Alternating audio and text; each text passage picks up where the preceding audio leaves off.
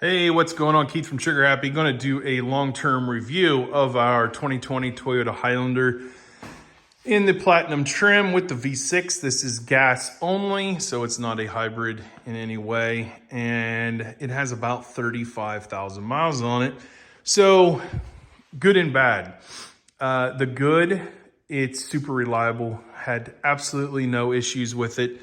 And, it's Toyota quality back when, pre-COVID, let's say. So I know this is a good, long-term, reliable vehicle, and that's why I bought it. Let's start with the exterior, what I like and don't like after 35,000 miles. It still looks pretty, sorry we're in the shop, it's a bit of a mess, but it looks really good. It cleans up really well. It's got a good style to it. The wheels are exceptionally nice, very easy to clean. They look excellent and have stayed in perfect shape. I have had to replace the stock tire, which was a Goodyear Eagle. Kind of a bummer. They did not hold up at all. These are a General, I think these are the Ultimax. So we'll see how those go, but the stock tires just didn't do real well. We do not have the optional roof rack because this is not our vacation vehicle. So never really messed with that. But the pano sunroof is excellent. Really like that. Let me get into some of the really only negative I have out here. And that is the paint. I'm going to do my best. This thing has been ceramic coated. And I know there's a bit of lint on it. But it has been ceramic coated. It's taken care of really well. But the clear coat etches really badly. So let's see if I can show it here on this mirror. It's hard for me to show. You can kind of see it right here. This has been clayed today. It has not been machine polished, but just so many etchings on it. I feel like they've used a really soft clear coat and it does scratch. So if you're somebody that takes it through an automatic car wash on a regular basis, it's going to scratch pretty bad.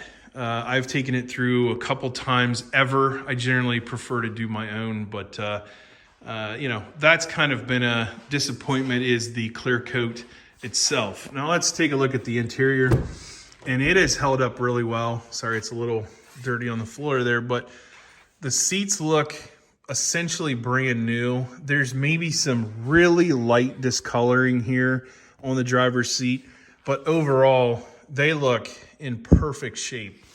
Same goes for the back, and yes, I do have children. They look good. So they've, that part of it, very, very pleased with. The third seat we do not use, and I would not treat this as a 3-row vehicle. It's just not big enough unless your passengers are tiny. So let's talk about some other things. Let's turn this on here.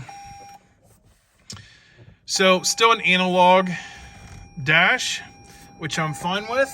Let's shut the door so that'll be quiet. Analog dash, which is fine. I'm sure they will update that to digital at some point. Maybe they already have, I don't know. But I have no problems with that. All the safety features work really well, with the exception of one, and that is the auto high beams. Those things stink. They just don't work very well. Let's get over here and let's talk about the other big negative in here, and that is this screen and this whole operating system itself. You have physical controls for all your HVAC, for your seats, everything here. So why replicate it here in a screen that is really useless? So there's my HVAC controls, there's my seat controls, there's music, and then some useless information that doesn't really matter. This shouldn't even exist. And so I can blow up this screen and I can move some stuff around. It's just a bad setup.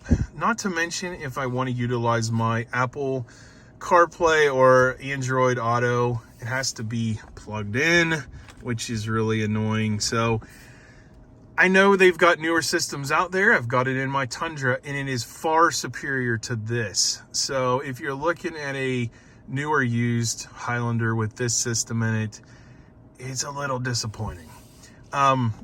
But in terms of everything, the button layout is excellent. The materials in here are very nice, very premium feeling. This center console I didn't think I would like as much as I do, but it's pretty nice. You've got your wireless charging there, and then you can just pop that out of the way and get to your giant pile of napkins there. But it works well.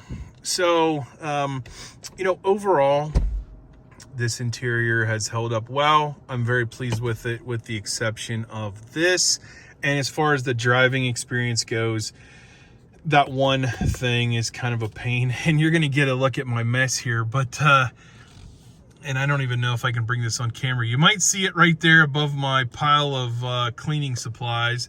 And I'll try to zoom in. You can see it does project it. You have the heads-up display. What a useless gimmick, in my opinion, for any vehicle. I don't see the point in it, but it has it. All right, let's wrap this up. Do I love this vehicle? No. Do I like it? Yes. But I think there could be some improvements made. Mostly to just some, let's get a better compound on that paint, first of all, so that doesn't look like crap. Secondly, just a few little updates to that screen and that operating system would go a long, long ways.